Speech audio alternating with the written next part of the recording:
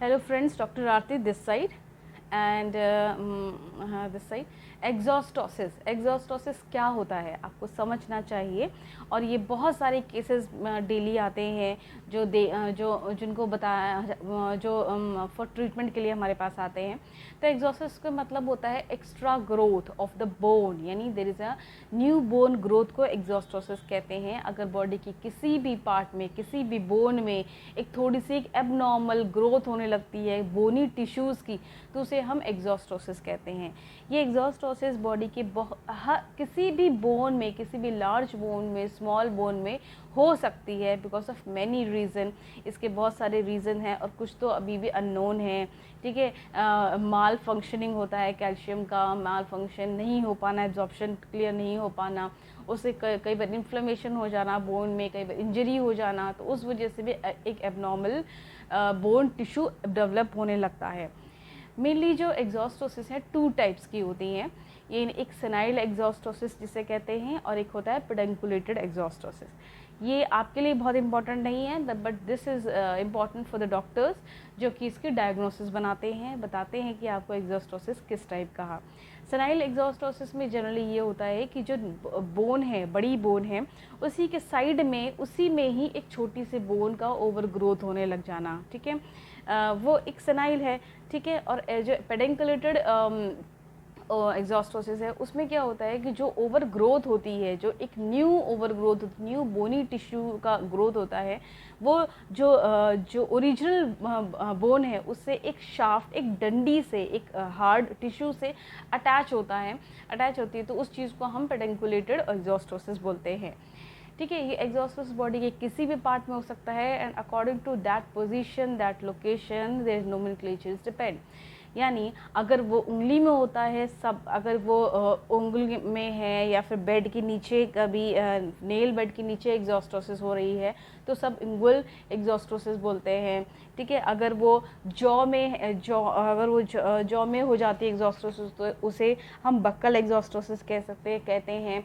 Surface years एग्जॉस्टोसिस, कान की अगर ये होती है एक्सटर्नल ऑडिटरी कनाल जो होती है, अगर वहाँ पर एग्जॉस्टोसिस होने लगती है, वहाँ पे थोड़ी सी स्टोनी हार्डनेस ग्रोथ होती है, तब हम उसको वही एक्सटर्नल ऑडिटरी कनाल एग्जॉस्टोसिस कहते हैं। पैरानेसल एग्जॉस्टोसिस होते हैं। ठीक है, कुछ ऑस्टियोकॉन्ड्रोमा, अगर लॉन्ग बोन्स में, अगर लॉन्ग बोन्स मतलब हाथ की लॉन्ग बोन है, लेग की लॉन्ग बोन है, knee, tibia, fibula, these are the bones जो हमारे हाथ में होती है, ह्यूमरस होती है। ठीक है, इन बोन में एबनॉर्मली ग्रोथ होने लगती है, तो उसको हम ऑस्टियोकॉन्ड्रोमा कहते हैं। राइट, कई बार ये कॉन्ड्रोमा या फिर ऑस्टियोकॉन्ड्रोमा, मल्टीपल एग्जॉस्टोसिस होती है। बॉडी के एक बोन की जगह कई बोनों में भी ये एबनॉर्मली ग्रोथ होने लगता है। ठीक है, इसके बहुत सारे रीज़न है।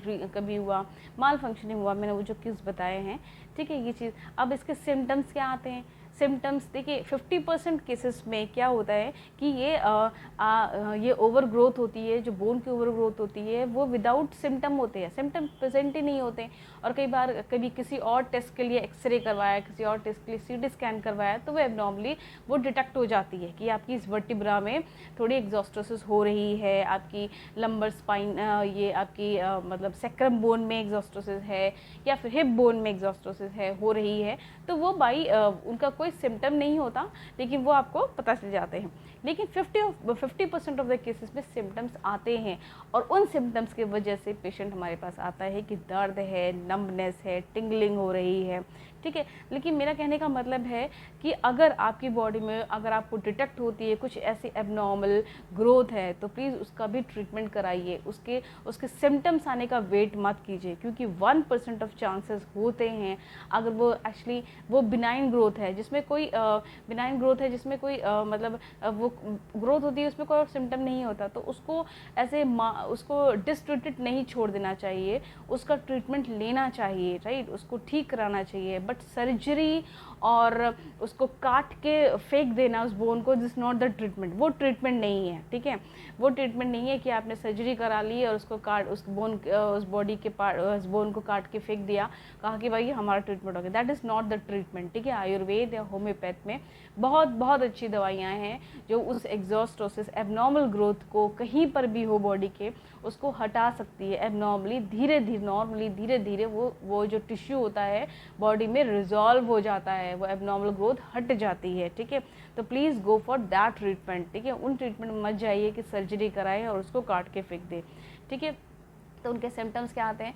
सिम्टम्स आता है दर्द हो जाना, ठीक है।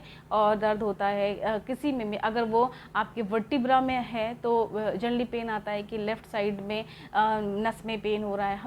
हम मिसडायग्नोज करता है पेशेंट कि मुझे सियाटिका का पेशेंट, सियाटिका के भी सिम्टम्स आ सकते हैं, आते हैं, ठीक है। अगर वहाँ पे अगर वर्टिब्रा में एग्जॉस्टोसिस है और वो एग्जॉस्टोसिस वहाँ की नर्व को कंप्रेस कर रही है, दबा रही है, तब सियाटिक नर्व को कंप्रेस करती है तो सियाटिक नर्व का पेन नीचे तक जाता है और सियाटिका भी प्रोड्यूस हो सकता है, ठीक है। तो ये नहीं कि आप मतलब आप सेल्फ मेडिकेशन लें और सियाटिका की मेडिसिन खा लें, जो नंबर आते हैं ले लिया, ठीक है। जो मेन रीज़न है उसका उसकी डायग्नोसिस और उसका ट्रीटमेंट हुआ ही नहीं, ठीक है। तो इसलिए प्रॉपर डायग्नोसिस, प्रॉपर टेस्ट भी बहुत बहुत ज़रूरी हैं, ठीक है। तो होता है। और एक बहुत इंपॉर्टेंट होता है हील एग्जॉस्टोसिस, जो बहुत बहुत पेशेंट्स होते हैं कि हील में एग्जॉस्टोसिस है। हील की कहते हैं हमारी एड़ी की हड्डी बढ़ रही है, एड़ी की हड्डी, एड़ी में दर्द हो रहा है, एड़ी में दर्द हो रहा है। एड़ी में दर्द होने के कारण कार्टिलेज का पेन भी होता है कई बार, ऐसा नहीं है कि हर बार हड्डी ही बढ़ती है।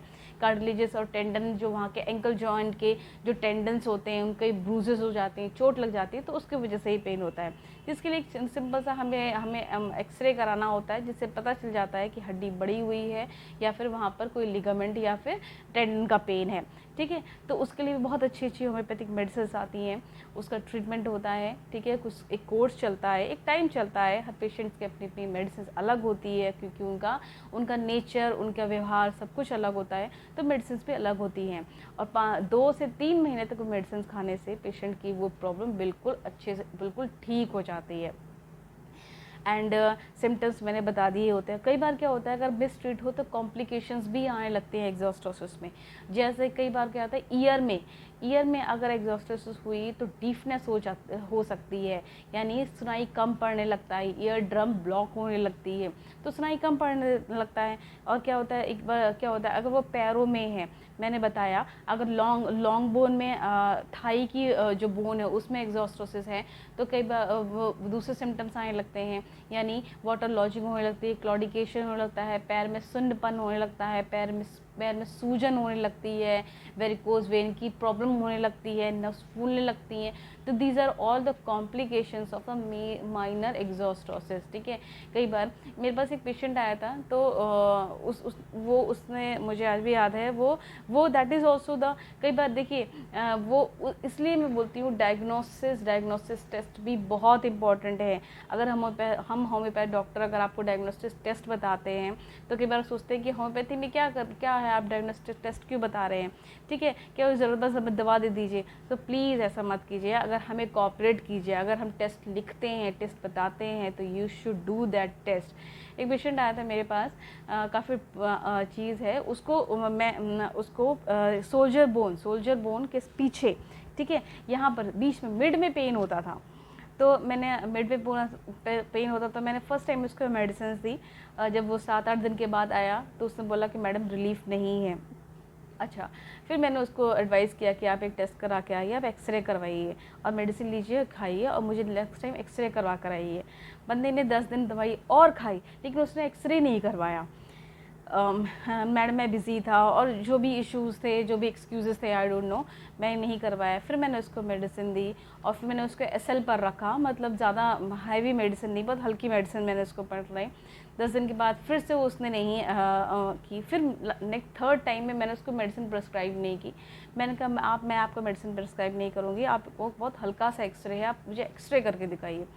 जब नेक्स्ट टाइम वो एक्सरे करा कर लाया तो मैंने देखा उसमें क्या था, उसमें एग्जॉस्टोसिस हो रखी थी, उसकी स्कैपुला बोन में उसकी हड्डी बढ़ रखी थी, ठीक है, और वो नर्व को कंप्रेस कर रही थी, जिसकी वजह से पेन था। उसके बाद जब मैंने उसको मेडिसिन दी, उसको आराम लगने लगा और आराम होके वो धीरे धीरे 15 से 1 महीने में पूरी तरह से ठीक हो गया, ठीक है। उसके बाद मैंने फर्दर एक्सरे बोला भी, लेकिन उसने नहीं कराया वटेवर, क्योंकि उसको आराम मिल गया था, वो उसकी कंडीशन ठीक हो गई थी। तो कहने का मतलब है इसमें आप अपना भी पैसा बर्बाद करते हैं और हमारा अपना टाइम भी बर्बाद करते हैं, हमारा टाइम भी बर्बाद करते हैं। तो इसलिए अगर कोई डॉक्टर आपको, कोई भी आपका कोई भी डॉक्टर हो, अगर कोई टेस्ट वो करे तो प्लीज़ आप उसको कोऑपरेट कीजिए। दवाइयों के साथ टेस्ट भी, जितनी दवाइयाँ इंपॉर्टेंट हैं उतने टेस्ट भी इंपॉर्टेंट है, ठीक है। टेस्ट होने से आपको सटीक और एक बार में अच्छी दवाई मिल जाती है, ठीक है। तो से this is all about the exostosis. अब मैं अपने नेक्स्ट वीडियो में कुछ एग्जॉस्टोसिस की कुछ अच्छी मेडिसिन बताऊंगी, जो कि आप अपने सिम्टम्स के अकॉर्डिंगली, ताकि आपको पता रहे कि हाँ ये मेडिसिन भी चलती हैं, ये मेडिसिन चलाई ही हैं, but that is not the substitute of any homeopathic doctor का प्रिस्क्रिप्शन का या उसकी कंसल्टेशन का ये सब्सटीट्यूट नहीं है। Thank you so much. This is all for today's video.